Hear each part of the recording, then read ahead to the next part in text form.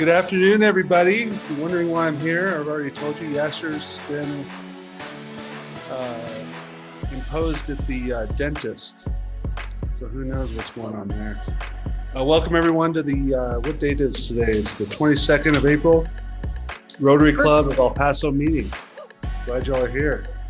We're going to start off with the invocation, pledge, and four-way test with our own Carl Heimer, who is here. Carl, please go ahead. Let us pray. We thank you, God, for this beautiful day that you've given us, the fellowship that we'll have together as Rotarians.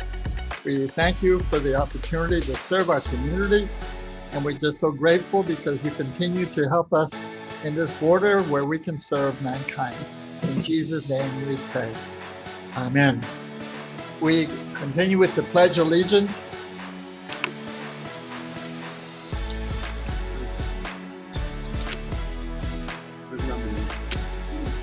We'll just have we'll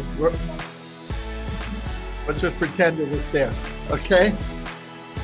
I pledge allegiance to the flag of the United States of America and to the republic for which it stands, one nation under God, indivisible, with liberty and justice for all. The four-way test is four-way test of the things you think, you say, or do. Is it the truth? Is it fair to all concerned? Will it build goodwill and better friendship? Will it be beneficial to all concerned? Okay, that's from Yasser. It says, Dear Rotarians, I apologize for not being with you today, but during last week's meeting, I lost a tooth and I'm getting it fixed today. Here's a picture. There we go. Now we're in business. All right. Stan Okies has a pop-up guest for us today. Stan, take it away. Hi, Matt. Thank you. And hello, fellow Rotarians. I hope everybody's well today. So I'd like to speak about the RotaCare Free Clinic, which is located at 301 South Chutes. There's a photo of it with all the wonderful physicians and students, becoming physicians and interns from Texas Tech. We started the free clinic, as you may or may not know, in 2014. As voted on by the Rotary Club of El Paso as our centennial signature project. It's been operating since then successfully. And here's something I want to share with you all before I get into the clinic reopening, because it was closed for much of 2020 and up until the first week, the third month of this year. So on April the 30th, our very own RotaCare Clinic's medical director, Dr. Richard McCallum, is going to be honored by the Texas chapter of the College of American Physicians as their 2020 Community Service and Volunteerism Award winner. So I think it would be great for everybody to give a shout out to Dr. Richard McCallum. I don't know if he's present today, but he certainly deserves accolades. Richard has been the medical director of the clinic since its inception, and he's done a great job along with Betty Gallegos, who is the administrator down there, and they show up almost virtually weekly. The clinic's open on Saturdays from 9 to 12. If anybody is interested, just need some advance notice because they do have some protocols in place still. But it reopened Saturday on the 15th of March, and the patients are ranging now from starting out at 5 once again to about 10 last week and over the last 3 weeks. Last year, the peak was about 20 per week and averaged about 20. The gala, which we normally have every year, we were unable to have last year, and it is a fundraiser. We're unable to have it again this year. So in the meantime, the RotaCare Free Clinic is depending on grants and donations. And I'd like to just take a minute in wrapping up to remind everybody that the WineFest meals continue to have a really positive impact on the community outreaches in which our club engages, including the RotaCare Free Clinic and the Children's Christmas Party. So thank you. Thank you, Mike and Chris and everybody involved in the WineFest and those meals that are being done. They make a big impact. So I ask everybody to continue to support those. So thank you guys. And thank you, Matt. That's all I've got. Okay, thank you. I have written down that the president of the Rotary Club of Albuquerque is with us. Is that correct? Yes, it's Mark me. Tobiasen. Hello, welcome. Thank you. Glad to have you here. Is there any way I could share my screen? Is that Of course. Hold on, let Okay. me stop sharing. awesome? Well, I want to just first thank you folks for allowing me to say a few words today. And the timing's really good because you're talking about your RotaCare El Paso clinic and not being able to have a gala. That's why I'm calling. We are, well, whatever you want, Zooming, I guess. But we are also shut down last year, because of COVID with our gala, and we've done it virtually. And so I'm going to share what that looks like. And I'm sorry, I can't remember the name of the club, but our Churros Club. I was speaking to them yesterday, and we were talking about the fact that this concept that we're using is a one of a kind. It's not been done before that we know of, anything like it. And so this could end up being bigger than just us. And in the regards to, we expect that this is going to be a collaborative event. And it is collaborative already between our club, the Rotary Club of Albuquerque, and the Rotary Club of Albuquerque Del Sol. So our club has 170 members. Del Sol has, I think, about 80. But can you guys see my screen? Someone give me a thumbs up. Okay, awesome. And so this is our website. And so it is the Rotary, the NM Rotary, or New Mexico Rotary Telethon. It's happening this Saturday at 7:00. And I want to emphasize this, it's a free event. So if you just go to nmrotarytelethon.com, you come here to the website and you can sign up. And sure, if you want to donate, yeah, we make that certainly possible and probable. But there's also a great auction, and I'll kind of go through what that looks like here. In fact, I don't think I'm on the actual landing page. Let me go back. Oh, maybe I am. But anyway, what makes this event special and unique is in fact, I'm going to reboot this because I've signed up already. So I'm like, I get a different view than you guys will. Let me just see if I can move you guys over. Let me just pull this up again. So what makes this unique is we have live entertainment from really around the United States. So New Mexico Rotary Telethon.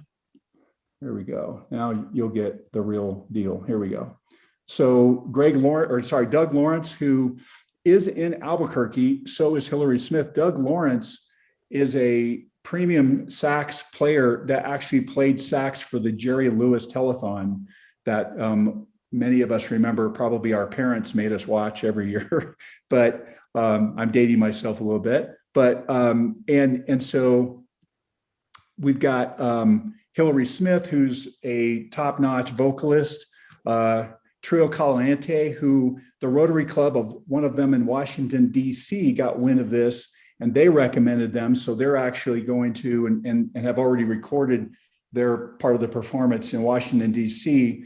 So this is a 90-minute program. It's going to be on YouTube. So you can watch it. You can get the link from our website, or if you have YouTube on your TV or any device, you can go to the District 5520 YouTube channel and watch it there. And so we have a local radio personality that's going to be our MC. He might be in here somewhere, but and here's the neat thing is, so these are some of our sponsors, and we've got $130,000 so far raised from sponsors only. And you compare and contrast this with a typical gala, where you have the expense of the food and the room and the labor and all the expenses. We have very little expenses. So so I'm going to throw a prediction out here that with 130,000 in sponsorship already, and now we're starting, and our auction is already live. The silent auction is already, so you can see people are already starting to bid. We think we're going to crest over $250,000 in total revenue. And the revenue is being split to 4 different ways. Our foundation, Del Sol's foundation, but actually more exciting is the Boy Scouts, our local chapter. We're going to build a shelter for them. So when their parents drop off their kids, they can go inside a building and have lunch and have a nice experience. And then the Children's Grief Center, 1 out of 10 children in New Mexico are afflicted with the loss of a parent during their childhood. And these folks provide free counseling service for those families. And so one of the highlights of our auction items, which are all donated, of course, are our trips. And they're down here towards the bottom, but they're phenomenal. And the trips are, starting bid is 5,000, and we've already sold 5. And it's in again, the list, this auction list keeps growing because we keep adding stuff. But it's here we go. So we got Italy, Amalfi Coast. We've got the Canadian Rockies, Greece, Costa Rica. There's plenty of places that you can visit, and these trips are all full service. You have tour guides. It's a full package. Everything's included: airfare, meals, the whole 9 yards. And so there's a little bit about that. But I think the key is what our vision is, and why we want you folks to tune into it. And whether you decide to make a donation or bid for stuff, that's totally up to you. But if you register, and even if you just watch a little bit of it, you're going to get a flair for what this could be, perhaps in El Paso. And I know you folks are probably, in my mind, talking to Yasser and Arturo and a couple others. I think you guys are pretty good already at collaborating with things, and this could be something that you guys decide to do for yourselves. I'll tell you, we are going to have a presentation to the district, to sort of armchair quarterback how this thing goes. We believe it's going to be big, and with that, you guys let us blaze the trail maybe. But here's the good news and the bad news is the concept of having 600 people or 800 people in one room a year from now. I don't know about you guys. I wish that I could say, yeah, that's going to happen. But boy, it sure seems like a long shot at this point. So this may be the reality for some time to come. But with that, I just figured I would throw it out there, let you guys ask me any questions you might have. And I'm not going to take any more of your time than I have to here, but I've got a minute or two if you guys have any questions.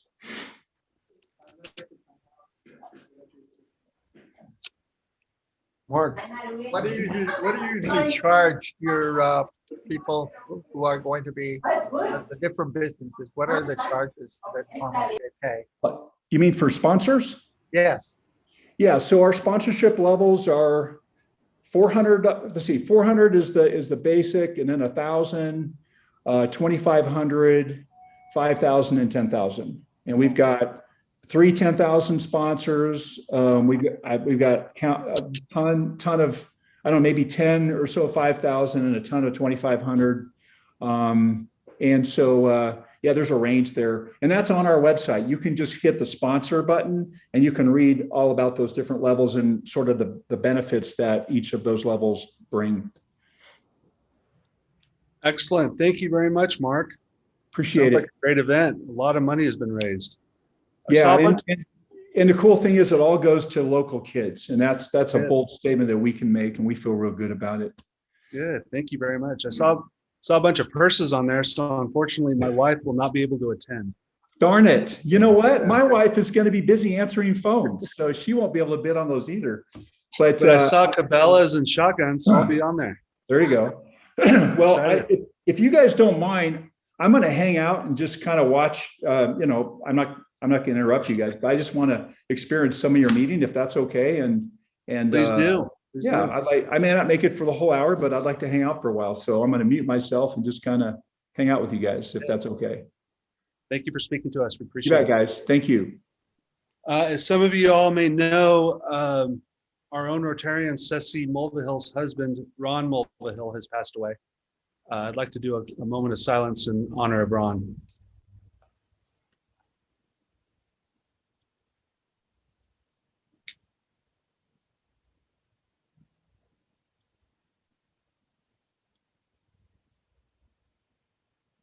Thank you all. You see Ceci, give her our love. Tell her Rotary family is behind her. So announcements. Okay, so I'm going through the slides that Yasser has prepared for me here. Since Yasser is not here, new rules from now on. Mandatory, what does that say? European kisses at the front door. We will do that on our way out. Define European kisses. I don't know, French? Both I cheeks. have French kissing. I'm just gonna leave that alone. Yeah, let's skip to the next one here. Okay, lunch is paid by me every week at the Golden Corral if you show up. And the president will preside in a costume at every Rotary meeting. Next week is a giraffe costume. So you'll be seeing Yasser in a giraffe costume. These are great. Okay, no Rotary pin. Sing a song. General Maloney had his hand up. Did he? Okay. All right. Yesterday and every Wednesday at the City Coffee Bar, if you've not been there, it is a great location, great place. It's from the editor of the El Paso City magazine, Shelley Moselle. Yasser's doing a sip and chat, 7:30 a.m. If you have a chance, go and do it. I went to the first one. Him and Warren were there yesterday, and I plan on going on Wednesday. They have great coffee, great tea, and great discussion with our president, Mr. Yasser, and others that will be there. So please join us. It's a lot of fun, great place. Few announcements. If you haven't done curbside's coming up May 6th, and it's courtesy of the Holy Grail. My aunt, who's kind of a restaurant nut, has given this place rave reviews. So I take her recommendation pretty seriously. So if you haven't been to the Holy Grail, which I haven't yet, but we are going pretty soon, try them out and get with curbside. Random acts of kindness are currently at $133.60. We're going to be passing out the buckets here. Get that pumped up a little bit and talk with Arlene if you'd like to donate more. May 8th is a virtual district assembly. Basically what that is, it's designed to provide a high quality, comprehensive training for the club for secretaries, treasurers, and committee leaders. If any of you all have done any of the Rotary trainings, I highly recommend them. They're very beneficial. The PETS training is wonderful if you're coming up. The Rotary Leadership Institute that the district puts on is fantastic. And all of them are over Zoom right now. So if you have the opportunity to sign up, you can go to Rotary International, not Rotary International, the Rotary5520.org and look at the different trainings that are coming up and get more educated about what Rotary is and what it could do and what your part in that could be. Down here, share your likes and comments with our club's social media accounts. There are several. Twitter is at Rotary Club EP if you're on Twitter. Like and retweet. Facebook is Rotary Club El Paso. If you're on Facebook. I haven't been on Facebook in years. I had an incident. But I think you could share or repost or whatever you think you could do to get the word out. And then on Instagram, it's Rotary Club EP. I noticed the Instagram and the Twitter handles are showing more and more followers every time I look. So that's good. There's a lot more followers. In the beginning, there was one. It was me and I think Arlene. But Andy has done a fantastic job of promoting the club through those outlets, as well as all the um, media stuff he does. It's just fantastic. The word is getting out, and because now the word apparently is social media, and that's where we're going. So that's as far as all the announcements are going. So Mark Mathis has a very special program for us from our very own Mayela Macias. Mark, you with us? I am here. Can you hear me? I can. I'm going to stop sharing, and it's all yours. All right. Very well. Thanks, Matt. Doing a great job there.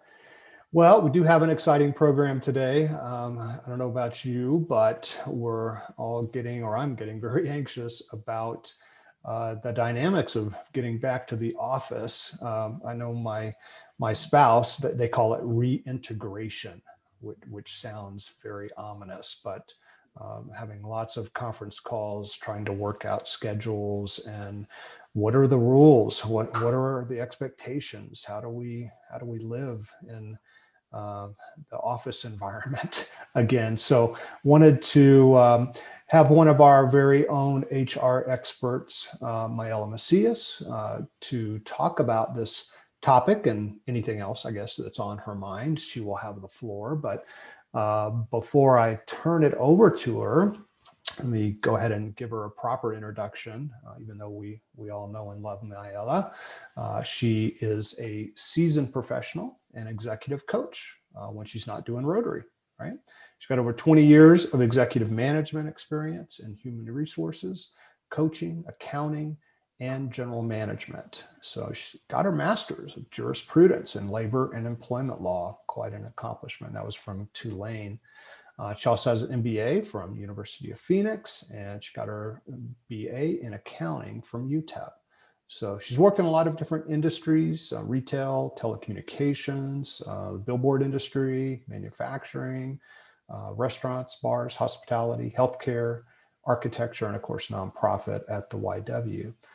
So her credentials, you notice all those initials after her name. Those are all her credentials, such as PHR, the Professional in Human Resources, the SHRM CP, so the Society of Human Resource Management.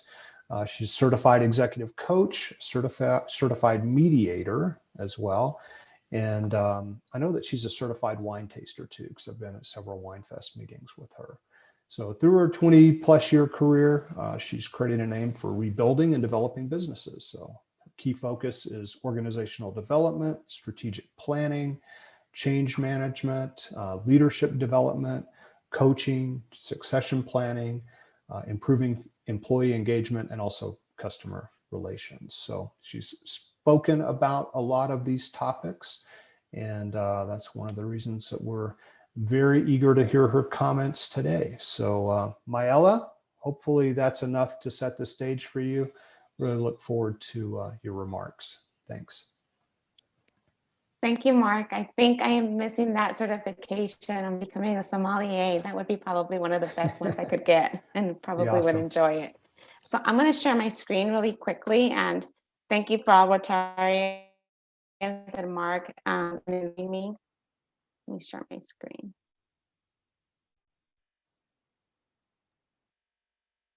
Can everyone see it? Yes, perfect. So my business is called Clear Solutions Consulting Services.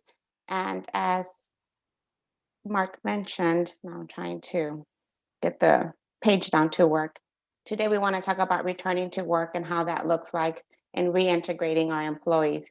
As we're talking today, I am wearing my suit jacket, but I'm probably not wearing the matching suit jacket, pants, or skirt. Probably wearing yoga pants, but you will never know because you can't see that. And those are, yes, Catherine, those are the great things about working remotely that we're probably going to end up missing once we try to reintegrate ourselves or our workforce into our traditional work environment as before. So one of the things that happened early on this March was that Governor Greg Abbott lifted the mask restriction and opened up businesses to 100%. So that left a lot of businesses thinking, How do we get back to work? How do we reintegrate our workforce? What are our next steps? I have a pretty lengthy slideshow, but I'm sure that I'm going to have to go through some of them fairly quickly. But what I will promise is that I will share the slides with anyone that wants a copy of them. I'll send them to Arlene in the event you do need a copy. And then we also had through December, then pumping up January, February, and March and April is our vaccination. So many El Pasoans and Americans have been getting vaccinated along with the world. Quick little disclaimer. Please note that my presentation does not represent any legal advice and that you need to consult your attorney or your CPA for any guidance. It's covering all my ducks, just in case. So what does it look like when we're talking about a business checklist? Obviously we're still in a pandemic. Does your business have a pandemic preparedness plan or a business continuity plan? Something to look at. Not many businesses do, many large corporations do, but something to go back and look at. We'll do a quick review of the Extended CARES Act and what does that mean? I'm sure many businesses are participating if you're under 500. For those that aren't, we'll do a quick see on what's that about? How can we use it? Is it voluntary? Is it mandatory? And is there an urgent need at this point in time to get our employees back to the physical workplace environment? Or how do we start at least having that conversation with our employees? What are the office work plans that we might have? Will we be requiring face masks when we ask our employees to return back to work? What about face shields? Something to discuss. Is that something that we need? Does your location allow for social distancing, or do you have a very tight little room or space where it might not allow for social distancing? The ability to stagger employees and possible shifts. Can you stagger shifts? Can you stagger employees? Review any policies and procedures and best practice. Do you need to brush up on the procedures and policies with your employees? Do you need to update them? Do you need to go back to some old procedures that you had when you weren't in the virtual reality environment? Look at office interactions. What are going to be your best practices as you return your workforce back? Office gatherings. It's really easy to say, well, we're not going to gather, but it's very natural for us to gather even when we say that we're not going to gather. What about the break room? Do you have a break room? Is it small? Is it spacious enough to host 2 or 3 employees to have a break, a lunch while social distancing at the same time? And who's going to come to work? How do you make those decisions and ensure that you're, not discriminating in any way or form?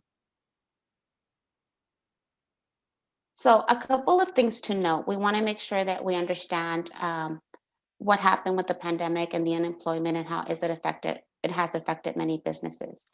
As you know, when we first started with the pandemic, many employees were getting about $600 to stay home and not work, which that impacted also our workforce for those that wanted to stay open and needed to stay open, that could not continue to stay open because employees did not want to work. One, there was a fear of the pandemic.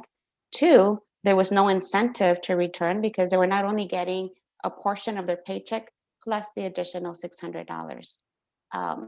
It ended up getting extended, and we had an extension for the 13 weeks to 24 weeks through March 14 of 2021. Then we have an additional extension with an additional $300 that's going to be extended or has been extended through September 6, 2021. And as many of you might notice and see, we are having a hard time recruiting employees. Filling those vacancies has become more and more difficult, and you're having to get creative on how you not only bring back your current workforce, but fill those gaps that you were not able to fill before. So creativity in that is becoming difficult, especially with the continuation of the incentive. COBRA subsidies. This is something that just was introduced. Usually when employers have some type of insurance, major medical, for example, Blue Cross Blue Shield, if an employee terminates or is terminated or resigns, they may obtain COBRA through their current employer and now past employer for about 18 months at the employer premium rate. With the new subsidy, what that's doing is employees that have insurance that do not quit, do not voluntarily separate, are terminated, they are allowed to stay on the insurance plan for the company from April through September 30th, covered at 100% by the employer. So something to note, something to go look at, something to discuss with your HR department or your legal department on how that affects you if you currently offer benefits. But also, you need to make sure that the notices are up to date. This does not affect any employee that quits, but will affect employees that are voluntarily terminated. And you might have to go back in April if you terminated any employee and offer those benefits and send those notices to stay compliant. Now, employers that are having to cover this will be reimbursed at 100% for the premium that they're providing the employee on their 941 quarterly report. So just know that you are going to receive the credit. It's just going to come in a lagging 3-month basis. The other extended part was the FFCRA. It ended up becoming the ARPA. The initial FFCRA for employers that had 500 or fewer employees had to offer extended FMLA and sick leave, and it was mandated through December 31st of 2020. In January, it was extended, and it was a voluntary basis through March 31st. You didn't have to participate. It was a voluntary situation, and employees that had exhausted those 80 hours were not starting new. So if you exhausted the 80 hours, you had no more benefits in January through March. If you had 60 hours that you used during your benefit time, then you had an additional 20 hours to use during January through 31st. Now with the ARPIA, the extension has been through September 30th. It's still voluntary, but it's also reset the clock. So now employees can start at 80 hours if they didn't have them before. So something also to look at. And this discusses with regards to resetting the clock. Some of the additional things that the FFCRA and the ARPRA added was that now if you had the COVID vaccination, that was covered through the sick leave. If you were experiencing vaccination, waiting for results, that was going to be covered through the Sick Leave Act. If you were having some type of adverse symptoms because of the vaccination, that was not going to be covered through the sick leave.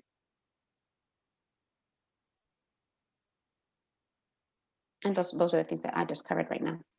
So how does return back to work? We've gone over some of the implications, some of the things we need to consider now and as we're bringing employees back to work, because we're still vaccinating employees.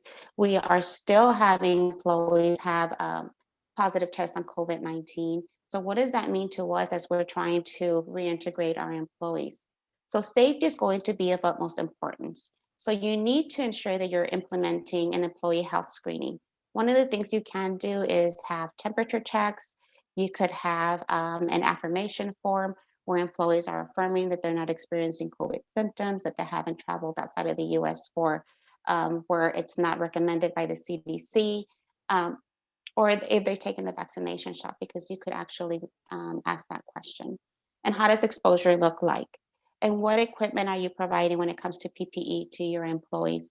One, when they're reintegrated into the workforce, will you be offering masks, gloves, face shields, etc.? How often will you be cleaning the office environment? Those are things to start discussing now before you start integrating your workforce.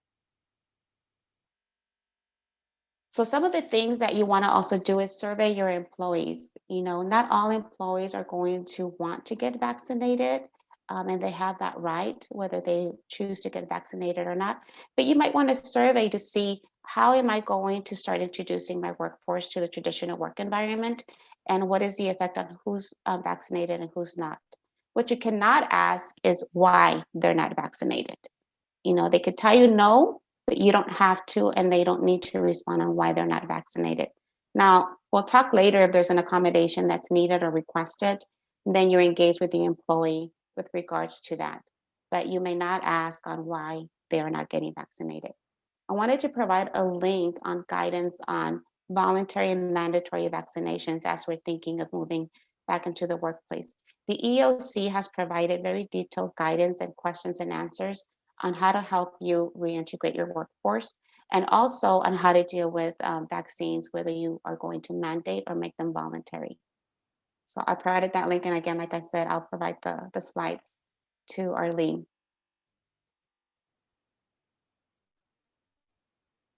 So some of the individual guidance from the EOC talks about the individual assessments. You know, what is the duration of the risk? Are they going to impose the direct threat if they're not vaccinated? So think about your actual employment site. Is there a need for all employees to get vaccinated? How often do you deal with the public? Do you deal with children that might not be vaccinated or are not right now currently getting vaccinated? Do you work in a child care facility where children might not get vaccinated? That might pose a potential risk and might be defendable if you're trying to mandate vaccines for that particular environment, because you might be exposing children to COVID-19 for those that might not get vaccinated. Look at the nature and severity of the potential harm and the likelihood that the potential harm will occur. So the imminence of the potential harm, determination that an unvaccinated individual impose others to a virus at the work site. So those are the things to consider when you're addressing whether vaccinated people are going to be mandated to come to work. I'm sorry, when you're mandating vaccinations in order to open up your workforce. Now, please keep in mind that when you're bringing back your employees back to work, you can't select based on vaccination or not vaccination, because that could be deemed discriminatory. That's why you have to start thinking of maybe options of, do you bring them back based on the need, based on seniority, based on department, or do you do a mixed when you're bringing them and then have a percentage of that? So I'm going to bring 2 people in accounting, I'm going to bring 2 people in administration, or we're going to be flex.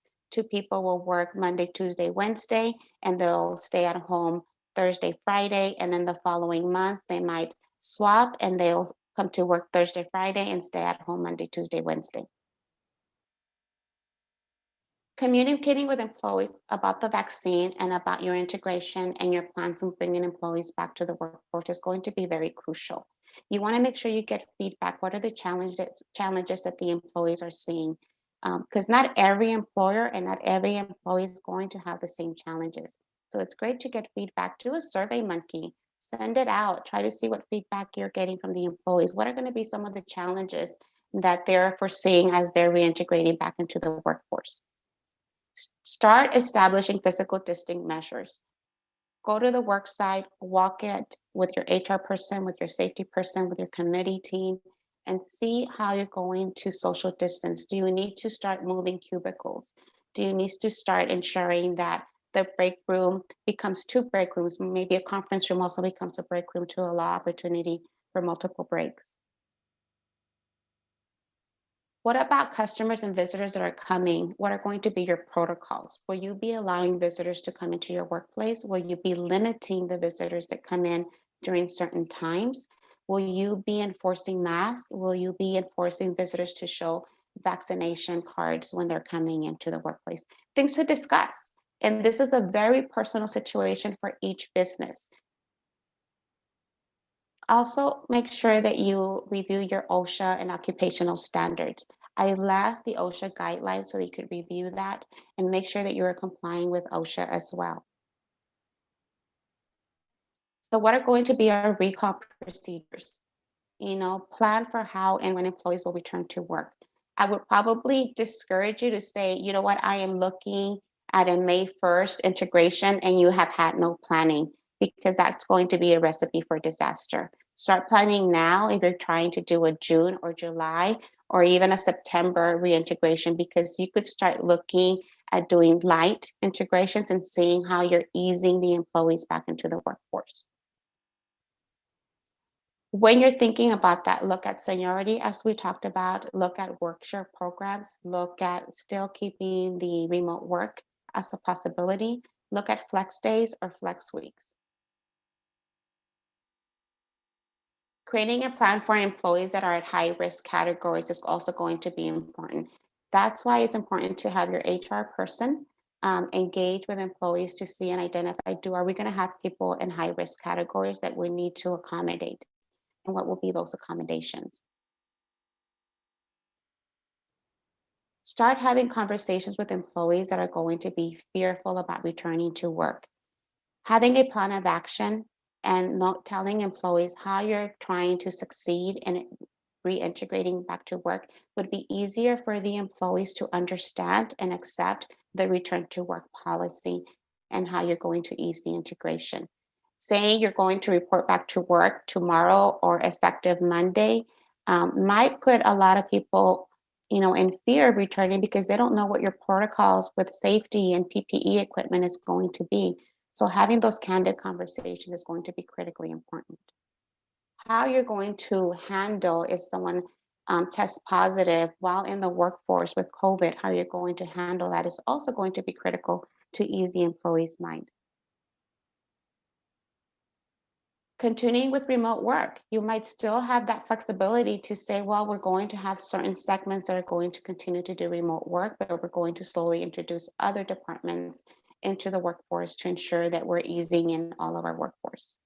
Like I said, you could have staggering weeks in the office, staggering shifts, maybe have an office plan where maybe every other office is filled or every other cubicle is filled, a small percentage, and you start growing kind of like what we did with the state. Then we started at 25%, 50%, 75%, and then finally and eventually at 100%. Again, I can't stress this enough how communication is critically important. Whether you're doing videos, whether you're doing memos, whether you're doing Zooms, communicating with employees on your plan of action is going to be critically important for you to succeed in having a successful integration. And I want to make sure that I touch on the importance of a business continuity plan. Whether it's a pandemic or how you're going to continue, it's important. And you're going to continue to revise this plan because it's going to be a living, breathing document. And train your employees on it and do test runs to ensure that everyone understands what to do if someone does test positive and told you about it.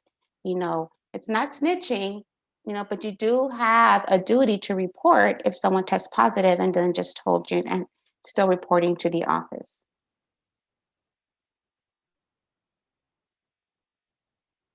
Make sure you set up a task force.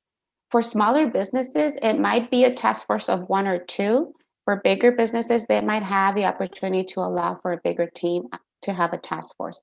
Have a team lead to be the director that's bringing the information back to the executive team.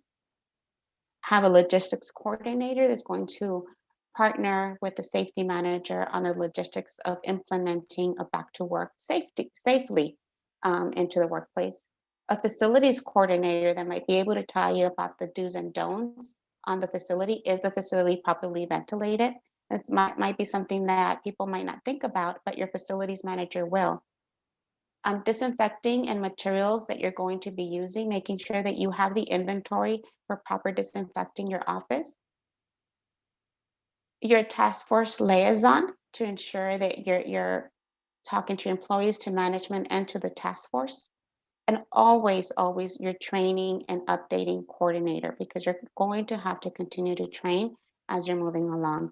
I think 2021 and even part of 2022, we're still going to be discussing pandemic and how to easily integrate our workforce. Make sure that when you're talking about a contingency plan, you're also talking about, will you have increased absences when you return back to work? How are you going to deal with increased absences? Do you need to downsize your operation or transit to remote services again because you had a peak in cases? Options for conducting essential operations with a reduced workforce, and interrupted supply chains and delayed diverse solutions on deliveries. Make sure you're talking to your CPA or to your finance team with regards to what are going to be the scenarios. How is this going to cost us? Can we afford this? And what are the options that we have? So what is our continued plan for opening, reopening? So make sure you have additional hand sanitizers and dispensers. Touchless, preferably, so that you're not recontaminating. More frequently cleaning often touch surfaces and common areas. Manage the shift changes. Staggering meals and rest breaks to thoroughly disinfect common areas. Maybe you start doing it every hour, every 2 hours, every 4 hours. as needed by your organization, rearranging office space if possible to promote social distancing, considering modifications of production groups to create pods that address possible outbreaks, placing additional signage around building to remind employees of preventive measures, temporarily closing facilities in areas with COVID-19 cases, limiting participants in in-person meetings, enforcing proper social distancing and wearing face masks, designating isolation areas to separate employees suspected of COVID-19, limiting shared supplies and tools, and reduce potential exposure. One of the common things and questions that I get is someone has just told me that they have COVID-19 but they're still working. What do I do? Well, you should have sent them home immediately.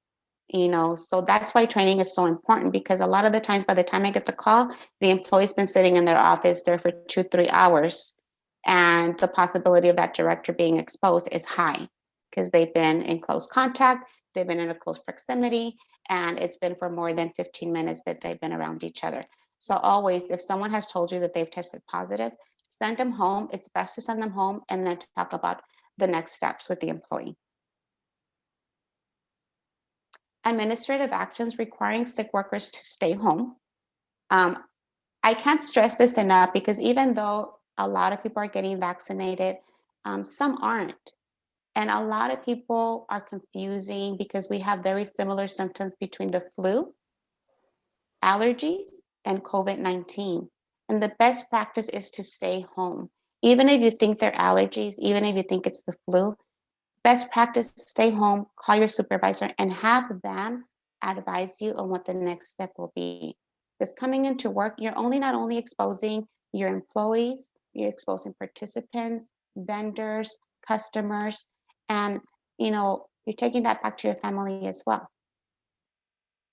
Again, we're going to go over this and talk about this a lot, how training is very essential. Train, communicate with your employees.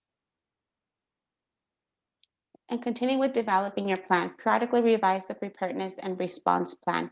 Just because you've created it doesn't mean that it gets stuck in a shelf, captures dust, and then you never touch it again. If you don't train the employees on what that means, what this preparedness plan is for, then they'll never know how to utilize it. So make sure employees are trained on that and updated, even if you have to look at it during the pandemic on a monthly basis to see if anything's changed with OSHA regulations, CDC regulations, state or local government regulations. Conduct weekly or daily audits as needed for COVID-19.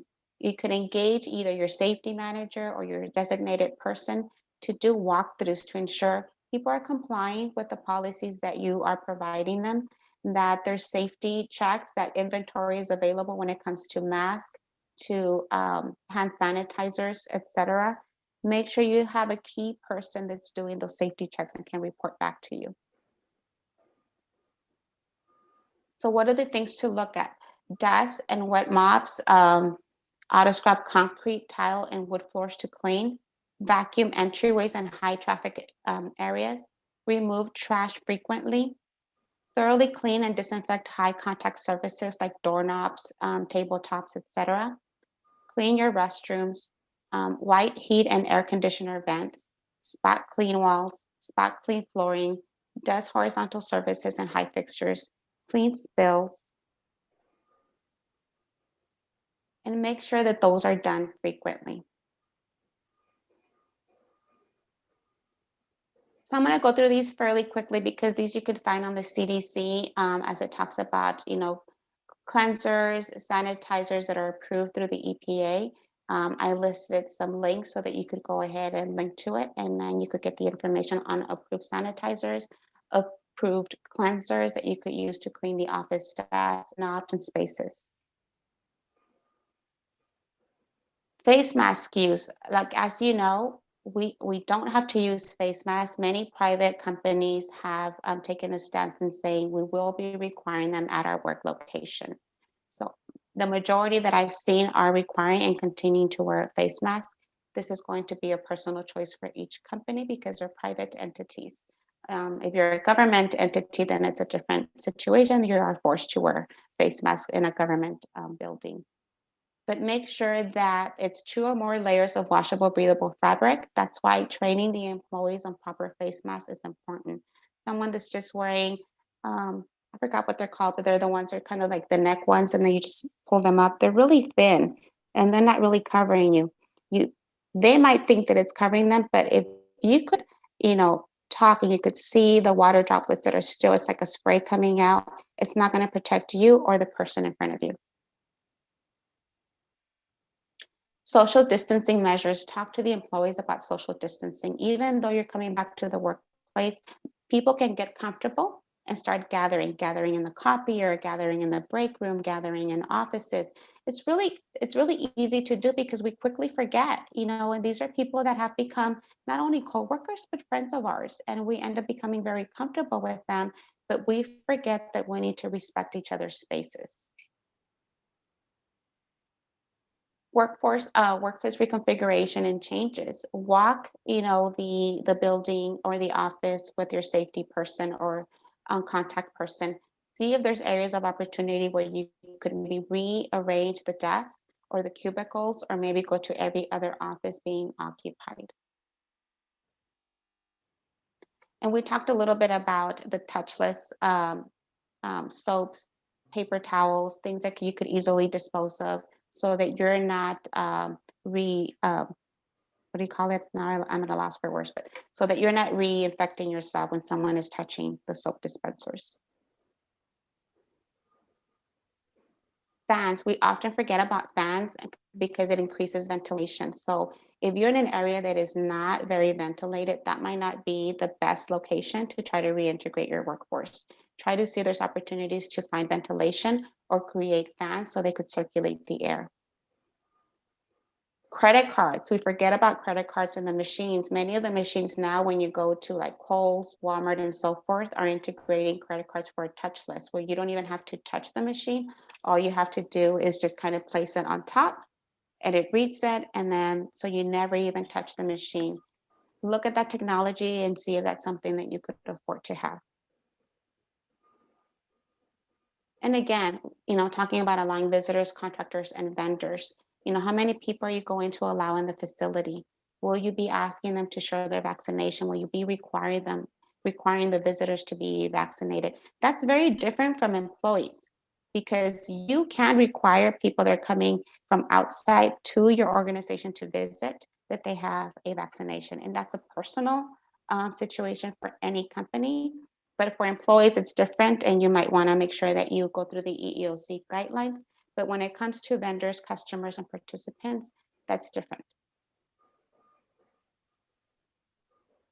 And again, you might have to go through a training in practicing social distancing, or a reminder, put a poster outside that your facility is practicing wearing masks, is practicing social distancing, is practicing vaccination, to ensure that visitors know the rules that they have to follow while in your premises.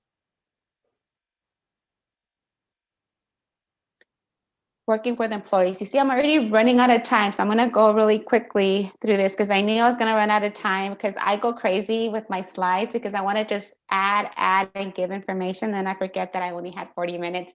And to be fair to Mark, he did tell me 40 minutes. So I will share these slides so you could go through these, but I want to go to one of them that I feel that it's very important. Let me just get to it. A quick thing in regards to vaccinations. If employees do not want to get vaccinated, you can engage with them and with regards to see if there's a religious accommodation that you have to make, or any type of ADA accommodation.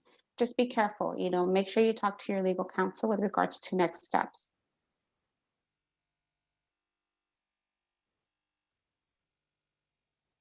See, I went through all the safety and everything, and I know I'm going to forget, and I wanted to go back to some important things to go by.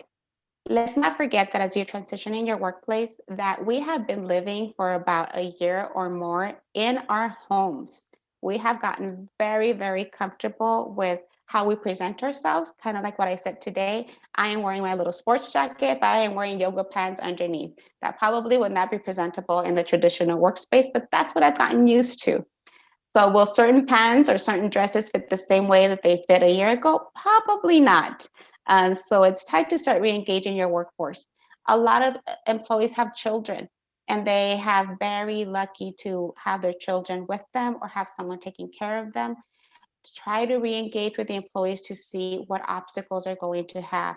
A lot of us have pets that we have been very lucky to be able to take them out for walks once, twice, maybe multiple times a day. They've gotten used to that. All of a sudden, we're going to leave and they're going to start having anxiety because they were used to their daily 2 to 3 walks a day, and they are no longer going to have that until you come back from home, which might be once a day or maybe twice if you're able to.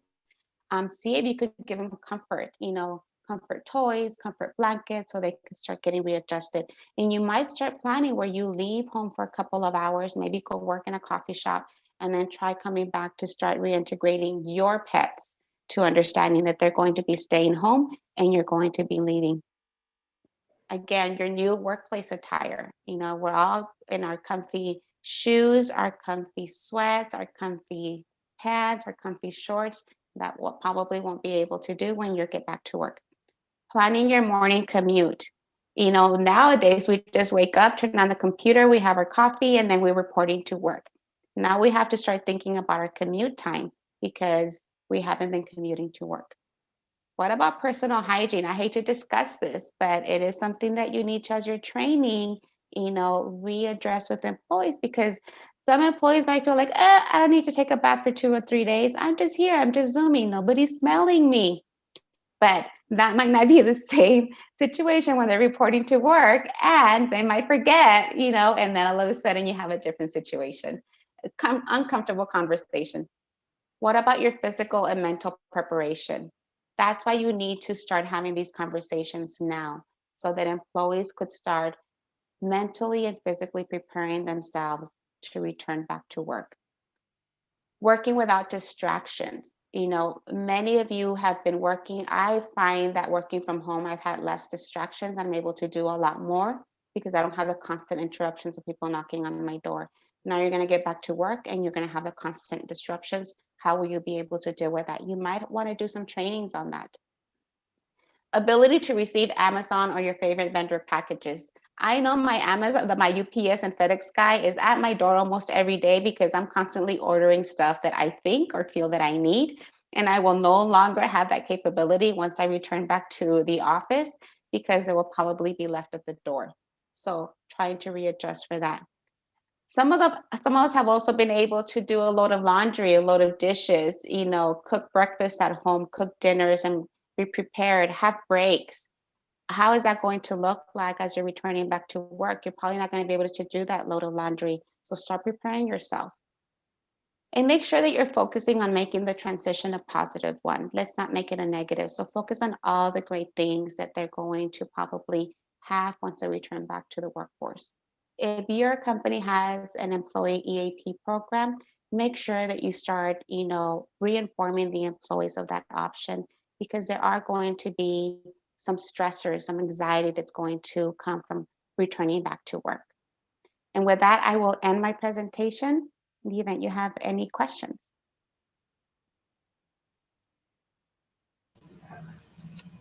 Excellent, Mayela. Thank you so much.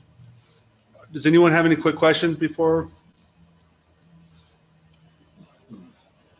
I think you mentioned OSHA, and I think I had a waking nightmare while I was sitting here. OSHA is short for oh shoot. Right? And, reminded me of when my dog died when I was 9. That's how it feels when they're coming into your facility to do anything. Do not get involved with OSHA.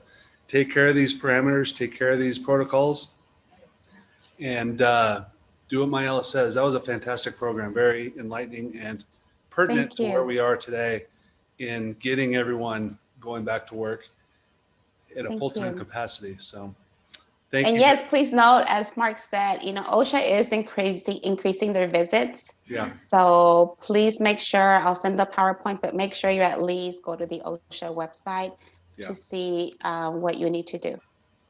Good. Thank you so much. Next week's presentation is Brad Taylor, the VP of Mountain Star Sports Group. He's always great. Going to tell us what's going to go on with the Chihuahuas and also maybe about the locomotive. We'll see about that. And we have a Quinn Scholarship student announcement next week. And next week, it'll be back to regular programming with your president, Yasser Murga. I tried to keep it tame, but wait till July because it's going to just get crazy. And I didn't want to tarnish his good name so early yet. But that is it. Thank you. We are adjourned. Thanks, Mayela. That was great. Appreciate it. Thank you. Bye. Great job, Mark. Thank you. Thank you. You're welcome. Good job, Matt. Your first real one, right? Via Zoom? Yeah, real one via Zoom. It's not easy sharing screens, letting people